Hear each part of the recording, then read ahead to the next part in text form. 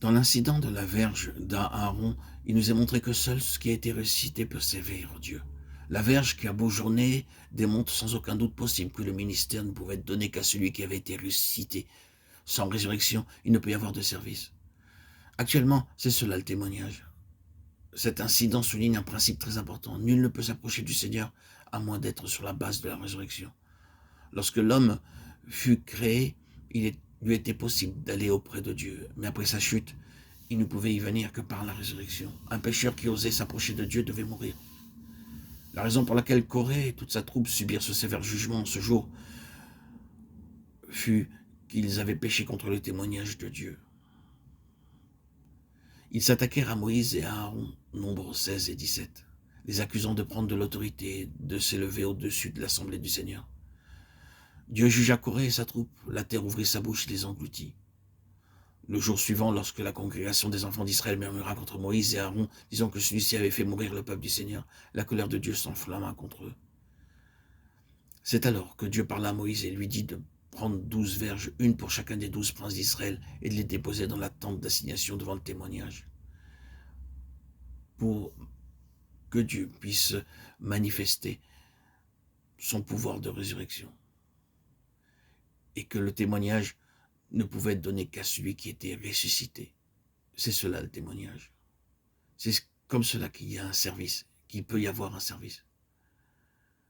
Nul ne peut s'approcher du Seigneur à moins d'être sur la base de la résurrection.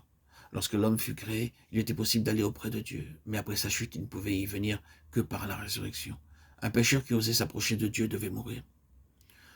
La raison donc pour laquelle Corée et toute sa troupe subirent ce sévère jugement ce jour fut qu'ils avaient péché contre les témoignages de Dieu.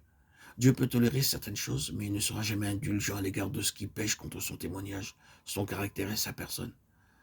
Sachons que l'intention première de la discipline de Dieu à notre égard, c'est de préserver son témoignage. En d'autres termes, il ne voudrait pas que l'on se méprenne à son égard. Le reproche qui peut être fait aux personnes qui pêchent, c'est qu'elles sont très mauvaises, mais on ne peut pas critiquer Dieu à cause de cela. Il y a cependant certaines situations et certaines actions qui pourraient être reprochées à Dieu. Dieu ne fermera pas les yeux parce que ce n'est pas uniquement un péché contre le témoignage, mais bien plus contre Dieu lui-même. La lecture de Nombre 20 révèle que Moïse frappa par 2 fois le rocher avec sa verge. Il lui donc fut pas permis d'entrer en Canaan, bien qu'après cela, il ait plaidé avec Dieu en disant « Laisse-moi passer, je te prie ». Deutéronome 3, 23, 27. Et cependant, l'autorisation ne lui fut pas accordée. L'interdiction était définitive. Alors l'Éternel dit à Moïse et à Aaron, parce que vous n'avez pas cru en moi pour me sanctifier aux yeux des enfants d'Israël, vous ne ferez point entrer cette assemblée dans le pays que je lui donne. Nombre 20, 12. C'est comme si Dieu disait, tu m'as associé dans ce que tu as fait, tu ne m'as pas sanctifié et tu ne m'as pas honoré comme il se doit.